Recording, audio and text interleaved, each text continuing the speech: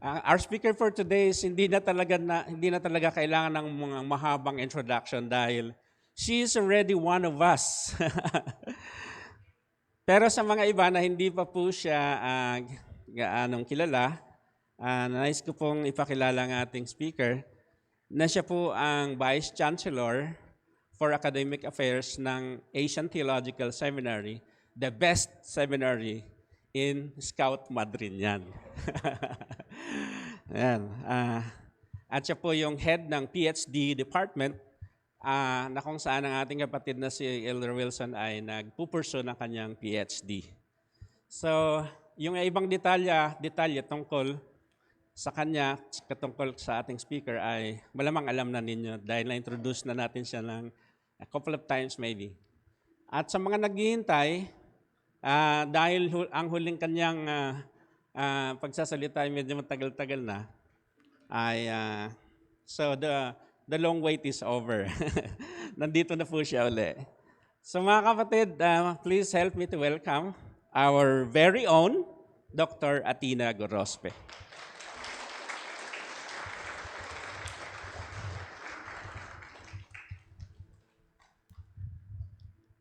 Good morning sa inyong lahat. No? Medyo matagal na tayong wala. 1 year po ata, lampas 1 year since last nag-preach. Dahil nagkaroon tayo ng malaking responsibility sa school.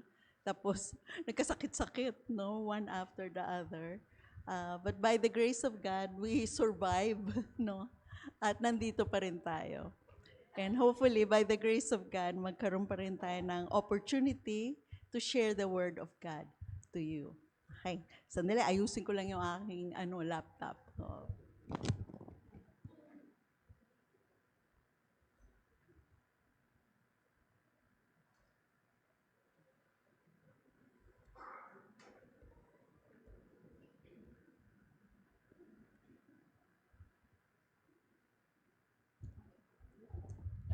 hindi pala dito lumalabas, doon pala sa TV. Ayun. Chine-check ko dito, wala pala. Okay. At nakalimutan ko ang aking kodigo.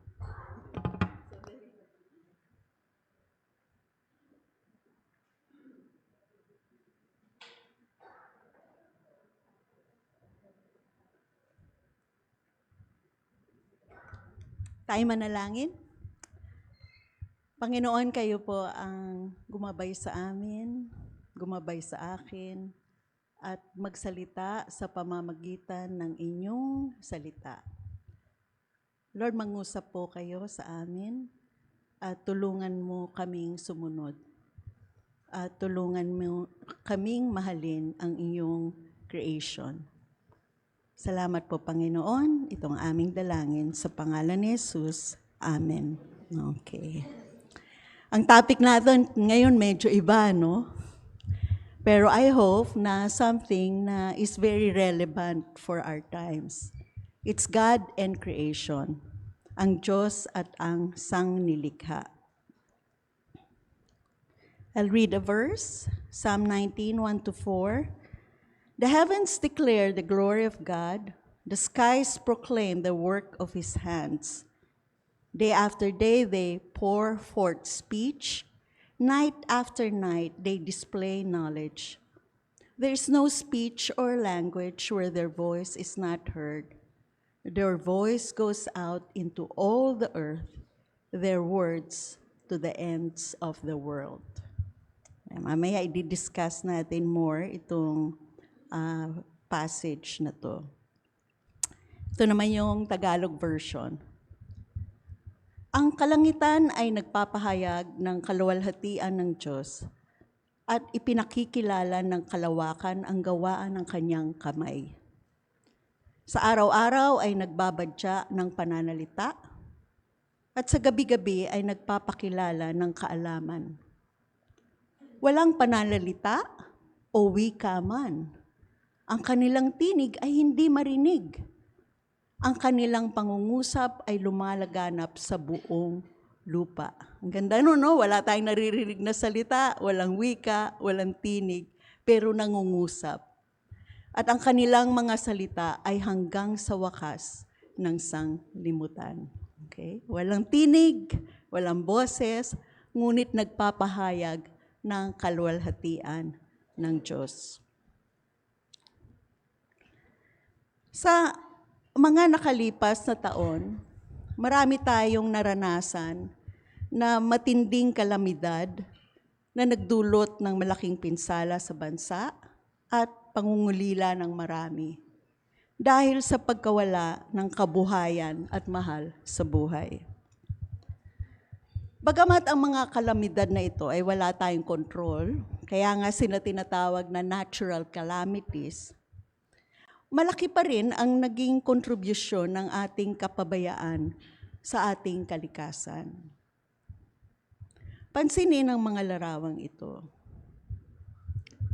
Ito yung picture nung pagkatapos ng Typhoon Yolanda sa Tacloban.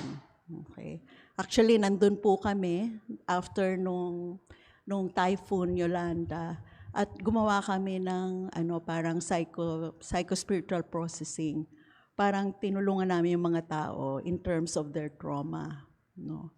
Talagang parang ang sakit sa puso kung makita mo yung syudad nung time na yon. Dahil nga sa pagkalaki ng storm surge at walang preparasyon masyado ang nangyari. Kaya marami talagang namatay. No? Praise God, medyo nakabangon na sila ngayon. Pero nung time na yon, nung pumunta kami, lalo na nung sa Palono, na ang dami-daming namatay, ang daming naglalakad na parang tulala lang. Dahil sa nangyari sa kanila. Maraming umiiyak, maraming sagsabi na, paano na kami ngayon? Paano ang aming kabuhayan? Talagang sirang-sira yung time na yon, ang buong syudad. Kahit na recently, siguro last year lang ito, no, sa Catanduanes naman, at sa iba pang maraming lugar, ay yung Typhoon Uwan naman, na hindi lamang nagdulot ng pinsala sa mga tirahan, kundi nagresulta din ng malaking baha sa iba't ibang bahagi ng bansa. Sa atin, parang normal na. Parang pag nakikita mo itong mga larawan na to, parang nagiging normal na sa atin. Kasi palagi na lang, no? Noon, basta malakas ang bagyo, parang mag-e-expect ka ng baha, di ba? At lalo na kung matagal yung bagyo, kagaya nung ewan ko sino sa inyo nakaranas ng Undoy, di ba? Marami umakyat pa doon sa taas ng bubong ng kanilang mga bahay. Pero ngayon, napakahina lang ng bagyo. Pero ang lakas pa rin ng epekto. Kuminsan parang storm lang, thunderstorm lang, pero na ating mga streets ay nagbabaha na. At kaya nga marami ngayon nagagalit dahil nga parang nakurakot yung flood control project, di ba?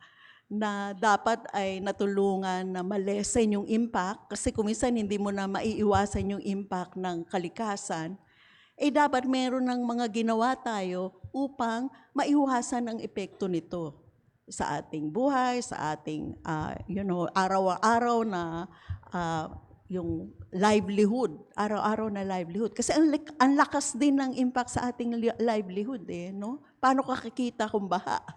No? Paano ka matututo, pupunta sa eskwela kung baha?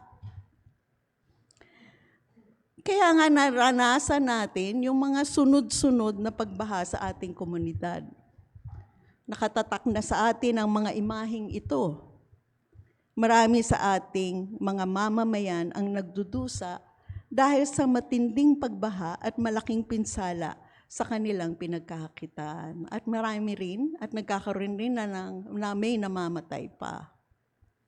Normal na, kuminsan na palaging may mga ganyan. Hanggang ngayon, may mga communities pa rin sa Bulacan na ang bilis bumaha, kaya magbabangka pa sila para makapagtrabaho. No? Sa kalumpit, palagi lumulubog palagi. May kaibigan ako na palagi nalang pinapakita niya, "Oy, baha na naman sa amin."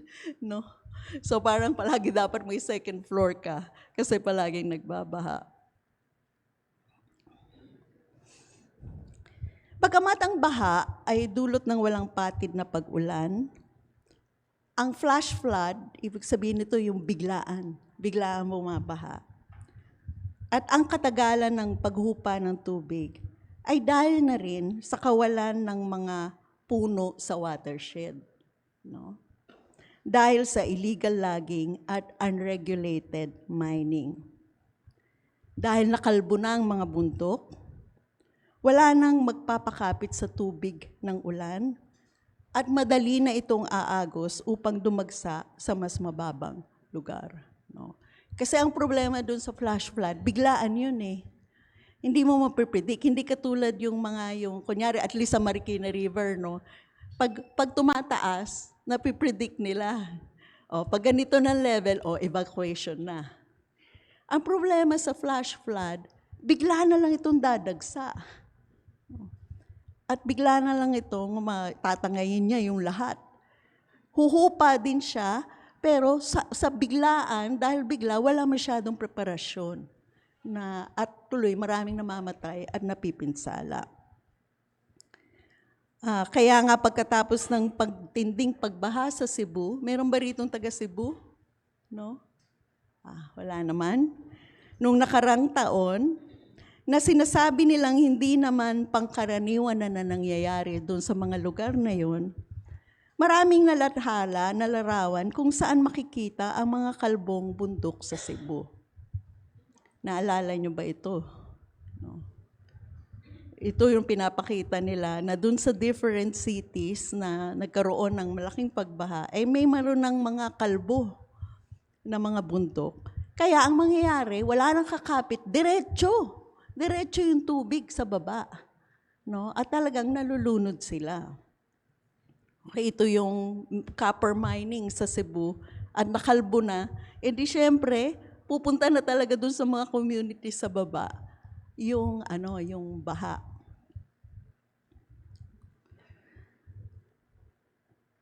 Ngunit isa pang sanhi ng pagbaha, lalo na dito sa Metro Manila, at dito medyo guilty na tayo, no? Kasi sabi natin, hindi naman ako nagmamining eh. Wala naman ako sa logging, hindi naman yan yung business ko, no? Kaya sabi natin, hindi ako guilty dyan, wala dyan, no? Sila lahat, ginawa niyo yan, no? Kaya nga dati meron pa nga yung Save Sierra Madre, no? Na yun naman yung watershed natin. Pag nakalbo yung Sierra Madre, ay talagang wala na tayong watershed, wala nang kakapit doon sa mga baha. At marami ring epekto ito sa atin dahil yan yung pinakamalapit na mountain range sa atin. Ngunit isang sanhi ng pagbaha ay mga plastic at basura na nagbara sa mga daanan ng tubig.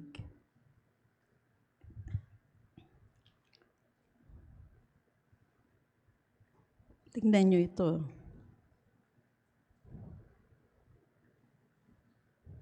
At ito.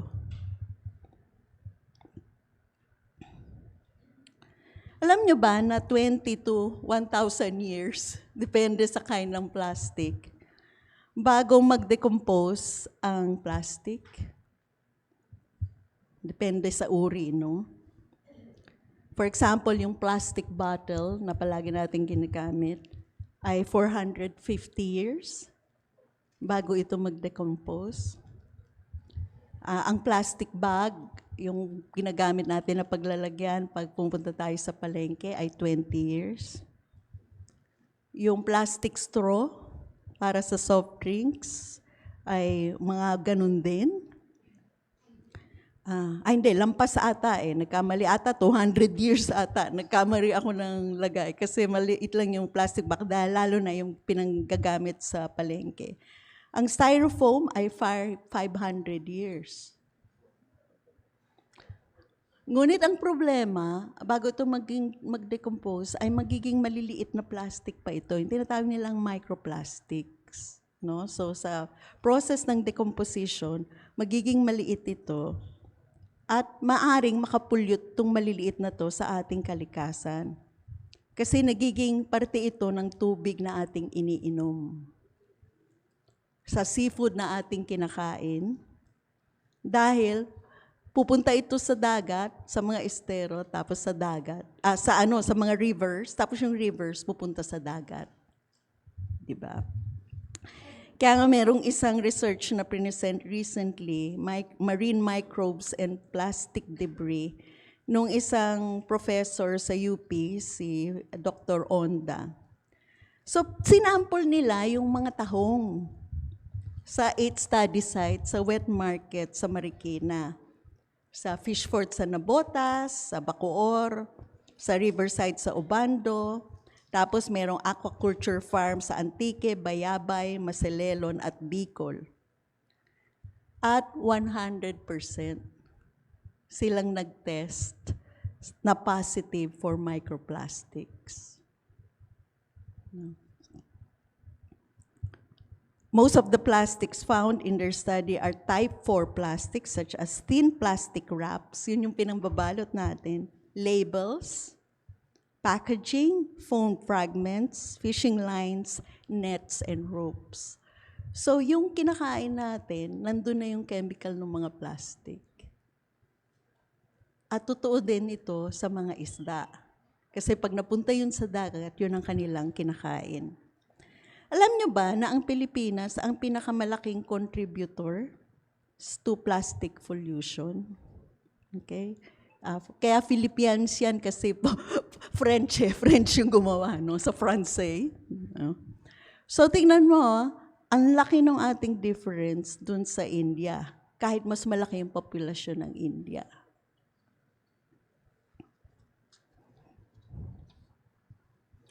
At alam nyo ba na sa Pacific Ocean, meron silang tinatawag na Great Pacific Garbage Patch,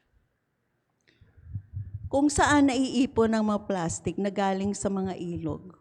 No? Kasi ito yung parang whirlpool yung parang umiikot na ganito.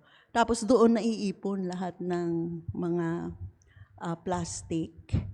At may mga patches na ganito sa Pacific Ocean. At ito'y umaabot na ng 1.6 million square kilometers. Itong garbage patch na ito. Ngunit, bukod sa mga local na catastrophe, maraming nagsasabi na ang pagtindi ng natural calamities ay sanhi ng tinatawag na climate change, kung saan malaki ang kontribusyon ng tinatawag nilang carbon emissions tulad ng air pollution sa mga pabrika at sasakyan at ano pang paggamit ng enerhiya. At ang isa, nagpapakita nito ay ang malimit na pagbagyo. Gayong dati rin naman ay bihiran lang itong makaranas ng bagyo. At hindi lang, tumitindi pa yung bagyo. Sabi ng mga ilang scientists, ang pag-init ng temperatura malapit sa equator ay nagre-resulta sa mas marami at mas matinding bagyo. Ang isang epekto nga ng climate change ay tumataas ang level ng tubig sa dagat.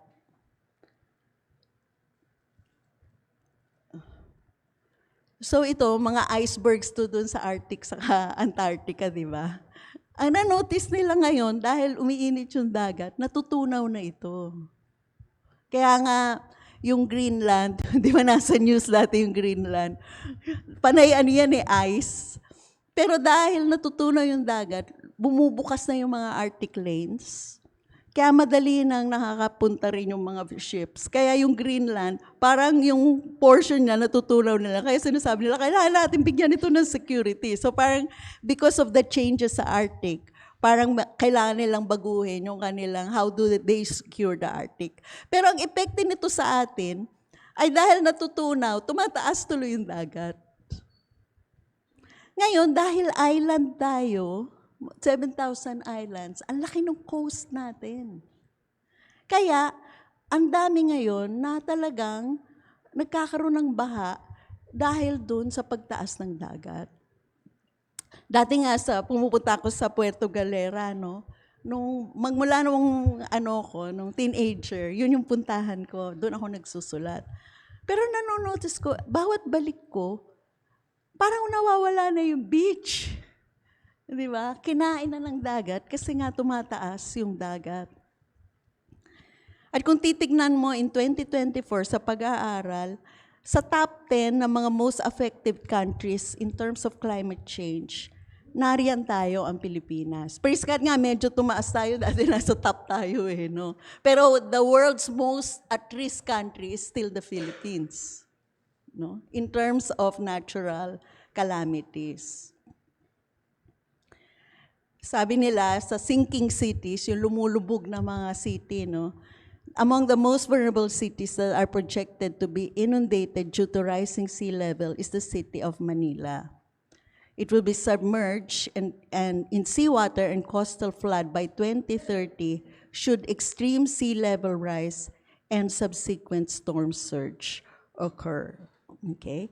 Manila Bay seawater is rising 13.24 millimeters per year, and Metro Manila is sinking by 10 centimeters annually due to rapid urbanization and extraction of groundwater. Okay, so ito yung kanilang nakikita in terms of sinking communities.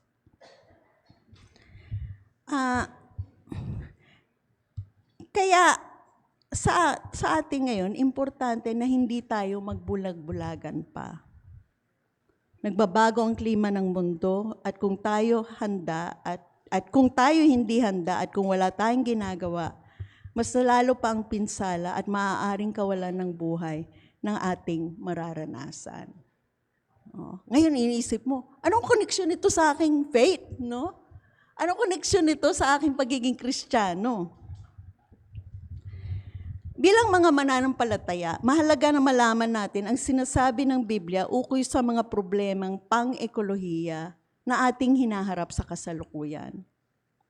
Kaya nga po sa umagang ito, pahintulutan niyo akong i-share ang ilang perspektibo galing sa Biblia ukol sa creation or sangnilikha at kung paano ito tinitignan ng Diyos. Ito po ay panimula lamang na talakayan dahil marami pa pong sinasabi sa Biblia ukol dito. Maliit lang yung sasabihin ko.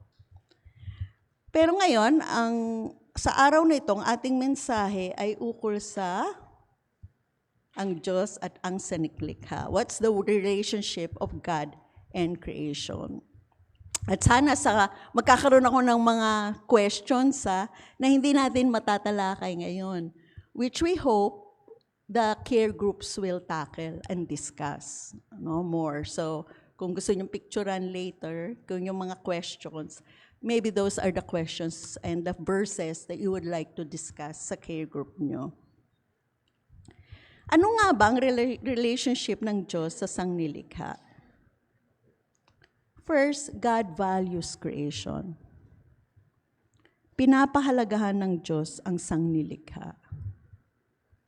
Sa Genesis 1:31, after gawin niya yung lahat, ginawa niya yung mga moon, stars, land, oceans, animals. Sabi niya sa Genesis 1:31, nakita ng Diyos ang lahat ng kanyang nilikha at ito ay napakabuti. He said, He pronounces good. Tuwang-tuwa siya sa ginawa niya. Sabi sa Psalms 36:5, your steadfast love, O Lord, extends to the heavens, your faithfulness to the clouds. Sino sa inyo mahilig sa nature? Yung nagha-hiking sa bundok. O pumupunta sa beach. Di ba masasabi nyo kung paano ay ang kalikasan ay nagbibigay sa inyo ng saya, peace of mind, and it leads you to worship God. Di ba? Galing lang ako sa Palawan, Kasi parang sabi ko, Lord, pagod na ako, ayoko nung parang pagod na ako, ang dami ko ng trabaho. Kaya lang, nung nakita ko lang yung nature, and I was with God in nature, is parang nabuhayan ulit ako ng loob. Yes, Lord, I can still go on. Despite of all the hard work. Nagkaroon ako ng parang ang Panginoon, na-meet ko, I met God. Not just through the Word, but also in nature. So, ang ibig sabihin ng Diyos na ito'y mabuti, ang ibig sabihin ito ay lahat ay maayos at tumutugon kung tumutugon sa layunin kung bakit niya ito nilikha. Kung ang Diyos mismo ay ina-appreciate ang kanyang creation, ganun din po ba tayo? When was the last time na nagpasalamat tayo sa Diyos sa kanyang mga ginawa sa kalikasan? We thank God for intervening in our lives kung meron tayong mga problema. We thank God for answered prayers. We thank God kung, siyempre, kunyaring may mga milestones tayo sa buhay, di ba? Nakapasa ka, nagkaroon ka ng bagong degree or something. We thank God for daily food, no? Provisions niya, kung walang-wala na tayo. Nagpapasalamat tayo sa Diyos. Pero natitake for granted natin yung mga ginawa niya. Kailan tayo nagpasalamat sa araw, sa air, the air that we breathe, sa mga halaman, sa hayop, sa mga bituin? O kaya naman, kailan pa tayo nag-spend ng time with nature? Kung titignan po natin kung anong ginagawa natin sa ating libreng oras, at talagang dahil nga nasa urban tayo, no, urban setting, mas marami pa tayong oras sa mall o sa harapan ng computer para mag-Facebook.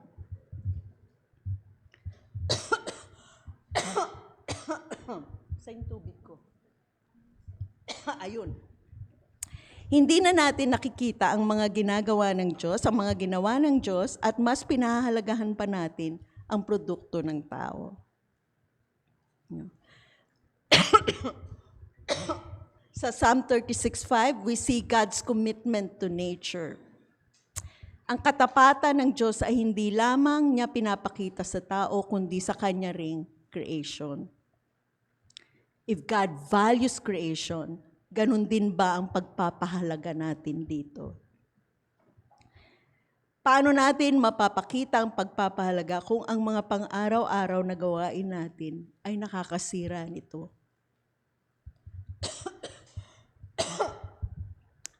So gusto ko kayong mag-reflect sa mga questions na to. At ako'y iinom ng tubig. Anong mga bagay sa kalakasan ang ibig mong pasalamatan sa Diyos? Bakit? So magsa-silent reflection tayo, no? At magte-thank tayo sa Lord, isa-isa, individually in your heart, kung alin sa mga sa kalikasan and you take for granted and you want to thank God for. Sa linggong ito, anong magagawa natin upang lalo pa nating makita ang kabutihan ng sangnilikha at pahalagahan ito katulad ng pagpapahalaga ng Diyos? Okay? So I'll leave you mga siguro one minute to think about what you want to thank God for. No? And then you just thank God silently in your heart about what that is that you want to thank God for.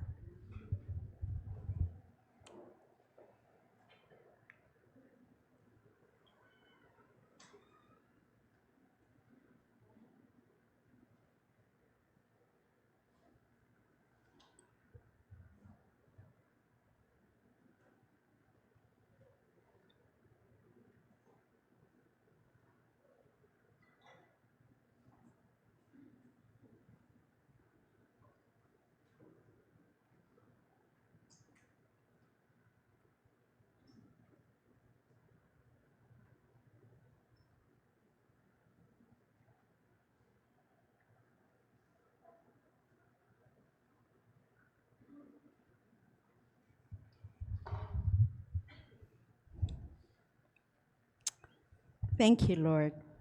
Amen. Ang pangalawang punto natin is God reveals Himself through creation.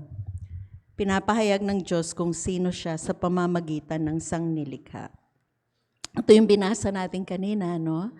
The heavens declare the glory of God, the skies proclaim the work of His hands. Day after day they pour forth speech, night after night they display knowledge. There is no speech or language where their voice is not heard. Their voice goes out into all the earth, their words to the ends of the earth. Skip ko na yung Tagalog version. Ngayon, meron din tayong isang hymn at medyo mahaba ito, kaya hindi natin babasahin lahat. No? Ito yung Psalm 104, which is a hymn of praise to God. Kaya nga yung invocation, yung ibig sabihin ng invocation, ito yung sa simula, no? Sinasabi, bless the Lord, O my soul. And then, it also ends with, praise the Lord. No? Bless the Lord, O my soul. And then, it ends with, praise the Lord. Kaya sinasabi ito, isang hymn of praise to God. Ngayon, usually, kung merong hymn, o sinatawag nilang hymn of praise kay God, usually yan, nakafocus sa character ng Diyos. Lord, thank you. Lord, we praise you because you are faithful. Lord, we praise you because you are great. No? Lord, we praise you because you are let's say, you are just. No? So may mga qualities ng God. Pero iba yung emphasis ng Psalm 104. Ang emphasis ng Psalm 104 is on God as creator who provides food, water, and shelter for all creatures of the earth.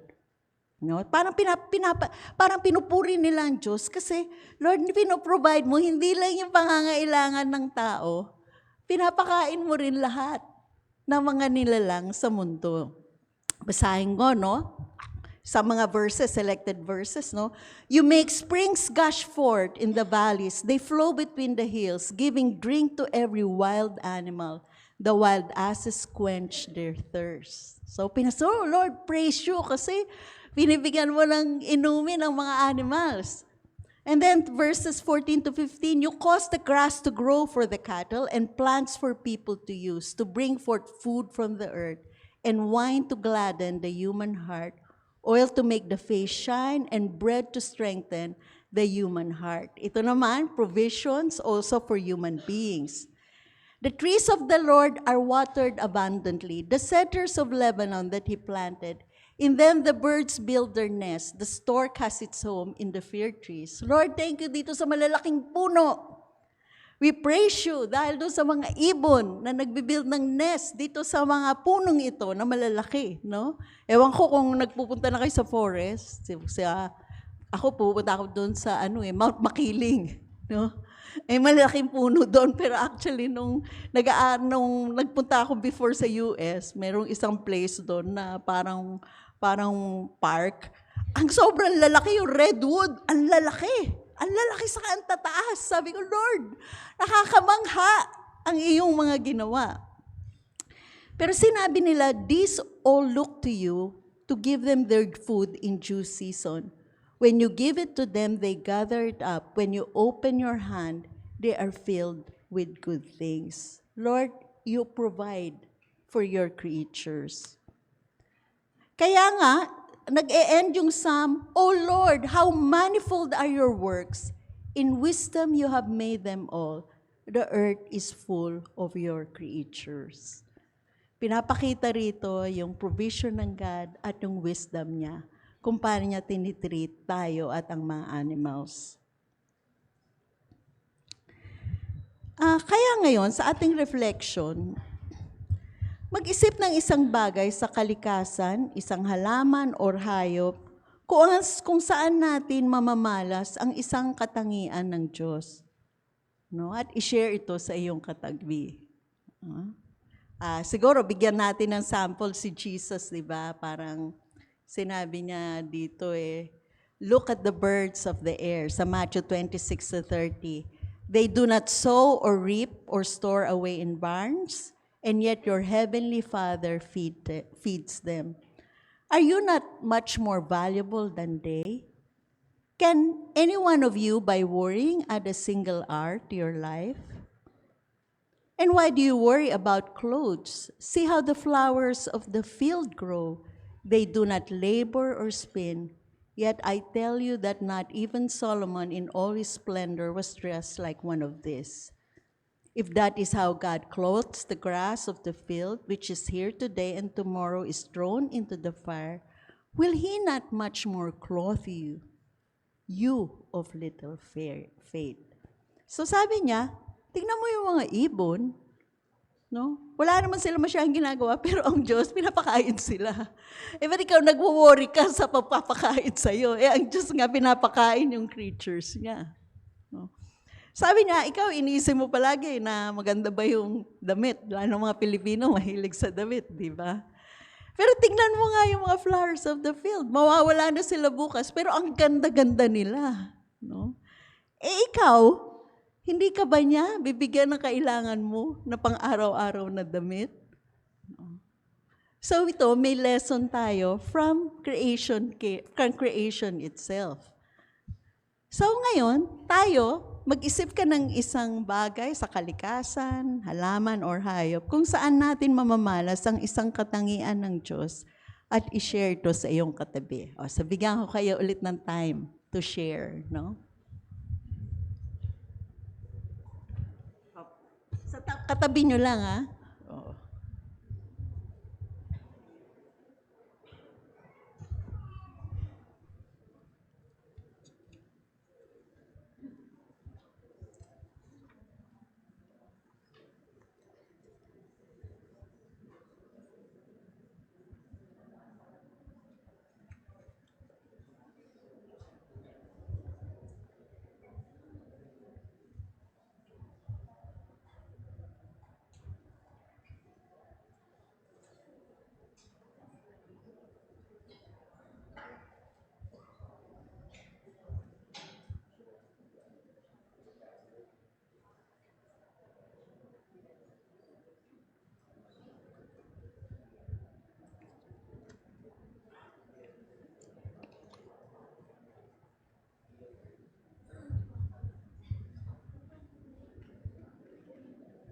Paano yung walang katabi?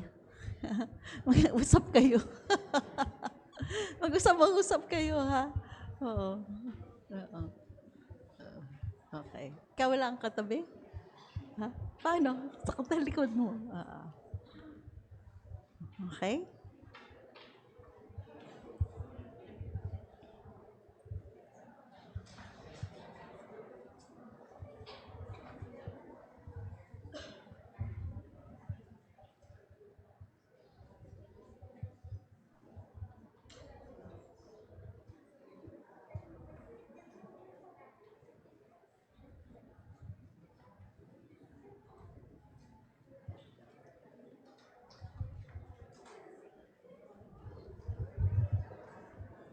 Okay, no? Okay? I hope nakashare kayo sa katabi nyo, no?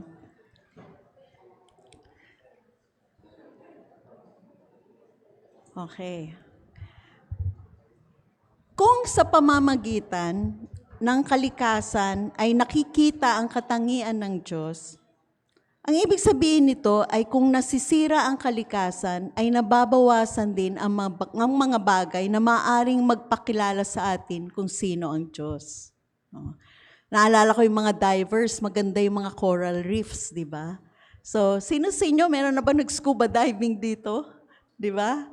Yung mga nag-scuba diving, pupunta sila sa ilalim ng dagat para mamangha sila sa mga coral reefs. Pero alam nyo ba na marami nang namatay na coral reef sa ating mga dagat? No? Hindi ko lang mapapakita yung picture, no? Na-bleach na sila, kulay puti na lang. Nawala na ang kanilang kagandahan dahil nasira na sila dahil sa kagawa ng tao. Dahil doon sa mga dynamite fishing or yung mga nangyayari ngayon sa West Philippine Sea, maraming coral reefs na overfishing, no? Kaya marami na itong nasira at dahil dito, hindi na mapapakita ng mga coral reefs na ito ang kagandahan ng Diyos. You will no longer praise God pagdating mo dun sa ilalim ng dagat kasi sira na siya. Kaya nga po mahalaga na pangalagaan natin ang kalikasan sapagkat ito po ang isang paraan kung paano natin makikilala ang Diyos. Bukod pa nga sa nakikilala natin ang Diyos ng mas lubos pa dahil sa kanyang mga nilikha, maraming rin tayong matututuhan na lesson sa creation. Kaya nga si Jesus, ginagamit ang sangnilikha upang magturo ng mahahalagang lessons in life. Pero kung nasira na ito, wala na tayong makikita para turuan tayo ng lessons in life. Point 3. God reveals Himself, hindi pala yun. Okay. Creation belongs to God. Ang Diyos ay nagmamay-ari ng sangnilikha. Psalms 24, 1-2. The earth is the Lord's and everything in it, the world and all who live in it. For He founded it upon the seas and established it upon the waters. Ang lupa ay sa Panginoon at ang lahat ng narito. Ang sanglibutan at silang naninirahan dito. Sapagkat itinatag niya ito sa ibabaw ng mga dagat at itinayo sa ibabaw ng mga ilog. Psalm 50, 10-11. Sapagkat bawat hayop sa gubat ay akin, at ang hayop sa libong burol. Nakikilala ko ang lahat ng mga ibon sa mga bundok, at ang mga mababangis na hayop ay para sa akin.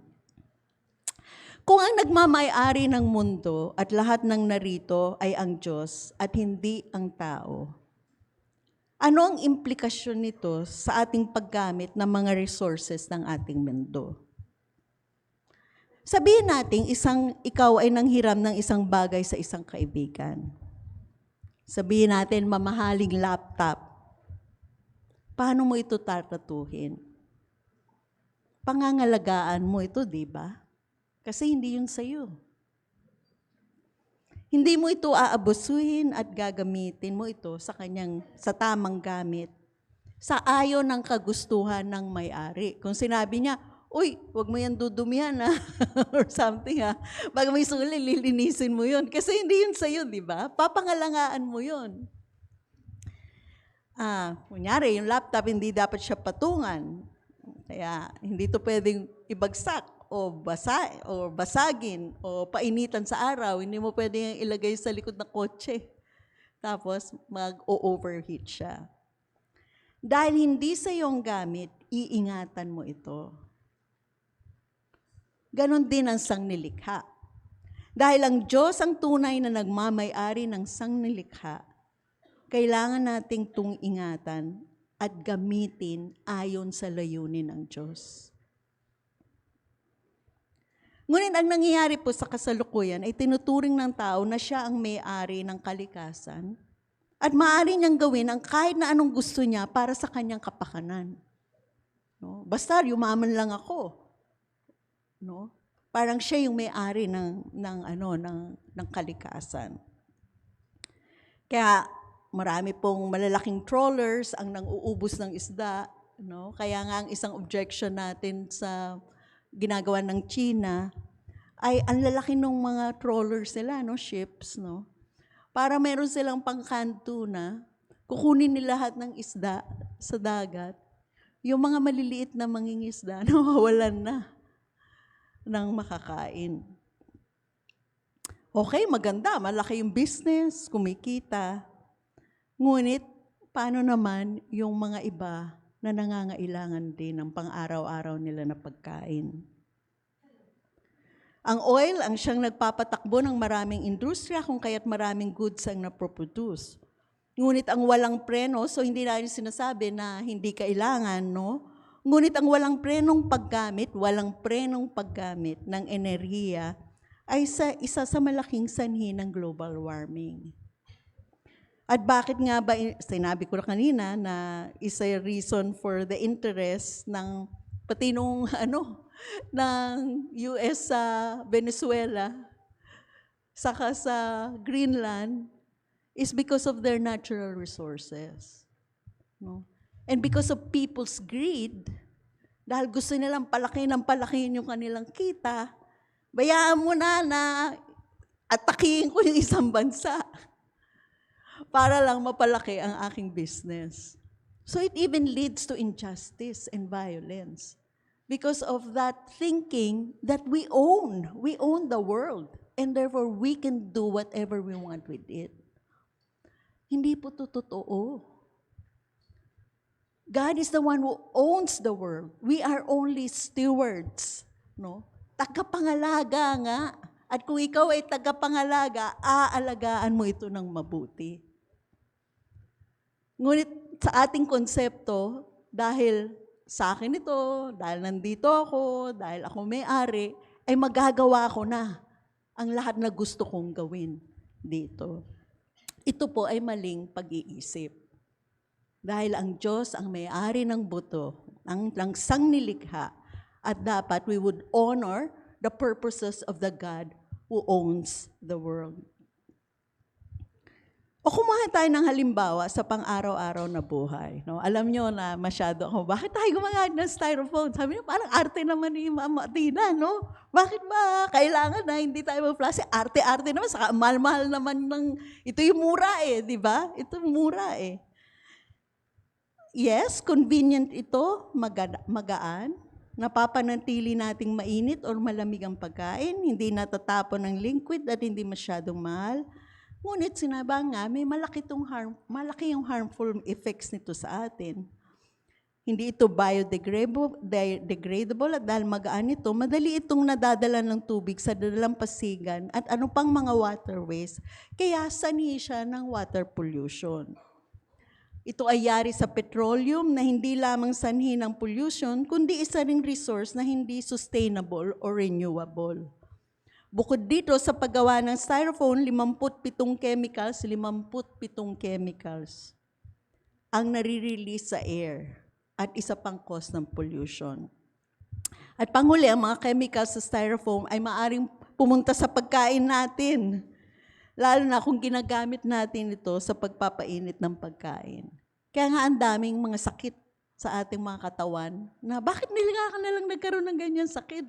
Kung minsan yun nanggagaling sa mga chemicals na ini-ingest natin.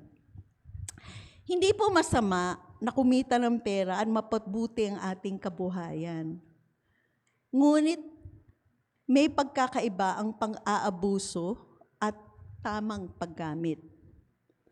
May kaibahan kung ating paggamit sa kalikasan ay magdudulot ng kahirapan sa mga susunod na generations. Convenient sa atin, pero magsasuffer ang ating mga anak because of all the harmful effects of what we've done to creation. May kaibahan kung nauubos na natin ang resources ng ating daigdig, kaya hindi na nito masusustain ng palaki na populasyon. May kaibahan kung ang teknolohiya ay nagdudulot ng matinding pollution, nagiging sanhi ng sakit at global warming. Kung naniniwala tayo na ang Diyos ay siyang may-ari ng mundo, iingatan natin ang creation at gagamitin natin ang mga natural resources ng may responsibilidad. Hindi natin sinasabi na wala ka nang magagamit, no? Pero ang emphasis is responsibility and control, may limits, dahil alam nating mauubos din ito at makakaapekto sa pangmatagalang buhay ng tao sa mundo. Hindi natin ito aabusuhin, kundi lalo pa natin itong pagyayamanin.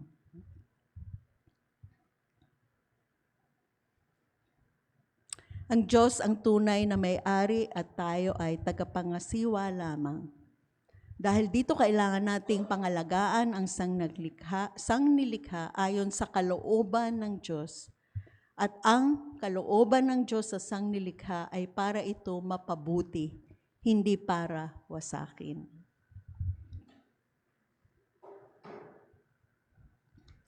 Kaya this week sa inyong care groups, pag-isipan natin, no? Hindi kailangan malaki. Alam ko mahirap kasi nga tayo dahil nga sa kahirapan, tingi-tingi ka nga bumibili, di ba? No, dahil nga hindi mo makaya yung malalaki. Kaya lang ang problema kung yung mga sachets, yun din yung malaking cause ng pollution. Kasi pag yung maliliit, pupunta siya dun sa butas ng mga drainage, babara talaga yun. No? Alam ko na hindi natin maiiwasan kuminsan dahil nga yun lang yung maa-afford, no? Pero ano yung way na ma-prevent natin na yung mga yun ay hindi pupunta sa drainage. Paano natin i-manage ang ating basura para talagang nasa-segregate siya ng maayos? At kung kaya naman, bumili na tayo nung tube rather than ng sachet. Alam ko, mahirap dahil sa kahirapan, pero ano yung mga creative ways na magagamit natin upang ma-preserve natin ang ating kalikasan? Okay, so assignment ito sa career groups, ha? Anong mga bagay na magagawa natin? Small steps. Hindi kailangan yung malaki, no? Para pangalagaan at payamanin ang creation na pagmamay-ari ng Diyos. So, kunyari sa ATS, magkakaroon kami ngayon ng creation care emphasis, no? O, lahat ng events walang plastic. Lahat ng events dapat merong segregation. Dito yung nabubulok, hindi nabubulok, no? Hinihiwalay natin. So parang may mga practical ways kami to actually live out na, Lord, ito po ang mundo nyo at tulungan nyo kami upang pangalagaan ito. Then, lastly, creation is made for the praise of God. Ang sangnilikha ay para sa kapurihan ng tagapaglikha. Maraming nagsasabi na kailangan nating pangalagaan ang ating environment para sa kapakanan ng tao. Kasi nga, future natin is at stake. Ngunit makikita natin sa Biblia na nilikha ng Diyos ang mundo at sangnilalang at sangnilikha hindi lamang para sa tao. According to the scriptures, creation has value apart from its benefit to human beings. Bago pa lamang nilikha ang tao, sinabi na ng Diyos na ang siyang nilikha ay mabuti. Yung Genesis 1:31 is before the creation of human beings. It is God, the Creator, who has given creation its value. No? In the same way with us, so kung makikita naman sa Genesis 1, no? God created all the animals and the plants and the ocean, the moon, etc. before the creation of human beings. At sabi niya, ito ay mabuti. The Lord God gave it its value. And afterwards, doon niya lang create yung human beings, tayo, no? Man and woman. Pero the Lord is also the one who gives us the value. Ang Panginoon ang nagva-value sa atin. Kaya nga, mahalaga tayo, hindi dahil sa ating background, hindi dahil sa pamilya natin, kundi dahil create tayo ng God. Kung paano pinapahalagahan ng Diyos ang kanyang mga lahat ng nilalang, ang kanyang create, gayun din ang pagpapahalaga niya sa atin. Always remember this. God is the one who gives you your value. It is not what others think of you. It is not what your family thinks of you. It is not what your friends think of you. Okay? It is not how others treat you. Okay? Kung minsan, nafe-feel mo na wala ka ng value kung dahil sa mga sinasabi ng tao, di ba? No, na wala ka namang pakinabang, ganyan. Ano ba yan? Wala ka namang pakinabang. No? Wala kang pakinabang dito sa mundo na to. At kung minsan, dahil sa failures, parang naisip mo, wala nga siguro talaga akong pakinabang, no? Kaya nga yung mga nagsusuicide, parang nafe-feel nila, wala na silang value, wala na silang worth. But always remember that God is the one who values you. Amen? Okay? Kahit na wala nang nagbabalyo sa'yo, kahit na hindi mo iniisip na valuable ka, it cannot change the fact that God values you. At dahil doon, yung yung sinasabi nila na self-image, no, o self-concept, hindi yan pabago-bago dahil sa circumstances o sinasabi ng tao. Kung ang value natin is dependent on how God sees us and how God values us, hindi dapat yan magbabago kahit na anong isipin ng iba. because God's value of you will not change. No. Dahil isa tayo sa kanyang nilalang. He was the one who created us and gave us value. No. In the same way though, na yung value natin, may value rin yung other creatures of God. At ganun din dapat natin sila papahalagahan din natin sila kasi pinapahalagahan din ng Diyos sila. Okay? At kailangan yung ganung klaseng pagkalinga at pag-aalaga because God values them. No? Ngayon, hindi naman tayo extreme, no? Ay, binavalue, hindi na ako kakain. Parang ganyan ba? Yung iba masyado namang extreme, no? Kasi talaga namang God made it for our sustenance. No? Ginawa yan para sa tao rin in terms of our provision. Kaya, pero hindi ibig sabihin nito na i-destroy natin at iisipin natin na para sa atin siya. Okay. Creation is made for the glory and praise of God. Ang sangnilalang ay nilikha para sa kapurihan ng tagapaglikha.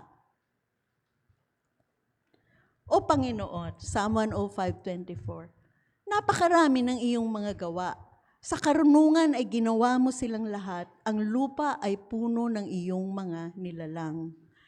Magpupuring lahat sa iyo, O Yahweh, ang iyong nilalang, lahat mong nilikha ay pupurihin ka't pasasalamatan. So makikita nyo na kahit wala tayo, they are praising God. The mountains, God's creatures, the coral reefs under the sea, by being themselves, they are already praising God. Walang tinig, walang sinasabi. Tayo, kumakanta tayo ng worship and praise, di ba? Sila hindi na kailangan kumanta ng worship and praise. Sa kakagandahan nila, nagbibigay na sila ng kapurihan sa Diyos. No? Kahit silent sila. Meron nga akong isang kaibigan na isang scuba diver. Tuwing nagda-diving siya, ay nakikita niya ang kagandahan sa ilalim ng dagat.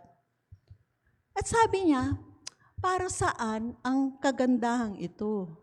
Paano kung walang scuba diving na na-invent, no? Paano kung walang pupunta doon sa ilalim? Di walang taong makakakita. Na ang ganda-ganda sa ilalim ng dagat, walang taong makakakita at all, no? Sabi niya, para saan ito? Kung hindi ko ito nakita. Para lang ba ito sa turista? No, doon sa Olnido. Yung mga dami pumupunta doon ngayon, no? Para lang ba siya sa mga turista? Para lang ba siya sa atin? Ngunit napag-isip-isip niya, parang sabi niya, pinasilip lang ako ng Diyos sa kagandahan nila. Kahit wala siya, ay nariyan pa rin ang kagandahan nila sapagkat nandyan sila para bigyan ng kapurihan ng Diyos. They're not for human beings. They are made for God. Kaya naisip niya, ang sangnilikha ay hindi lamang ginawa para sa tao, kundi para sa mga mata ng Diyos upang magbigay ng puri at saya sa Kanya. They are there for God's enjoyment. Parang naiisip mo yun, no? Wow, Lord, kahit wala ako, andyan pa rin yung beauty nila. Kasi they give praise sa iyo at natutuwa ka, nasasayahan ka na makita sila. And so, it's important for us na wag natin hayaan na masira sila. Kasi kung masira sila, nawawalan din ng mga bagay na magbibigay ng puri sa Diyos. Pag nasira sila, yung beauty nila hindi na magpapasaya sa Diyos. And this is also one of the reasons why we need to preserve God's creation. Because just as we want to honor God with our lips sa ating praise and worship, you know, when we sing songs to God and we pray and we worship God, no, meron ding isang part, the non-human creation, who also wants to praise God. Just by being themselves. But if we start to destroy them, then they can no longer give praise and joy to God. Sana po magbigay tayo ng saya sa Panginoon sa pamamagitan ng pagpapahalaga sa Kanyang sangnilikha. Challenge, care groups again. Practical tayo, di ba? Tumingin sa kapaligiran natin sa simbahan o sa ating mga bahay-bahay. Anong magagawa natin upang ang ating kapaligiran ay magbibigay puri sa Diyos? Anong isang paraan na magagawa mo ngayong linggo upang pahalagahan ang creation ng Diyos?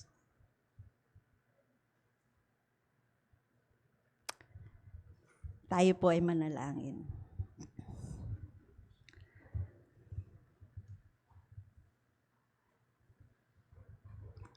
Lord, salamat po sa salita niyo ngayon. Hindi ito yung aming naririnig na madalas. At nakaka-guilty, Lord, kasi marami kaming nagagawa na hindi nakaka-contribute sa pagpapahalaga ng inyong sangnilikha. Panginoon, alam niyo na we are weak creatures. Alam niyo rin ang aming pangangailangan. Alam niyo na gusto namin ng convenient na buhay. At syempre, kailangan namin magtipid. Kaya nga maraming bagay-bagay na nagagawa kami na hindi nakakatulong sa paglago, sa pagpapahalaga ng inyong sangnilikha. Lord, tulungan niyo kami sa maliliit na bagay, sa pag-change ng aming mga habits, sa way na kami mamamalengke, sa aming mga pagkain, sa paggamit ng aming energy. I pray, Lord, that you will help us and guide us so that we can give joy to you. And we can actually praise you just by caring for your creation so that they themselves can give praise to you. Grant us your wisdom, grant us your peace. Help us to persevere kahit mahirap. At tulungan niyo kami, Panginoon, na maging consistent sa pag-value ng inyong sangnilikha. Thank you, Lord, for I pray this in the name of Jesus. Amen.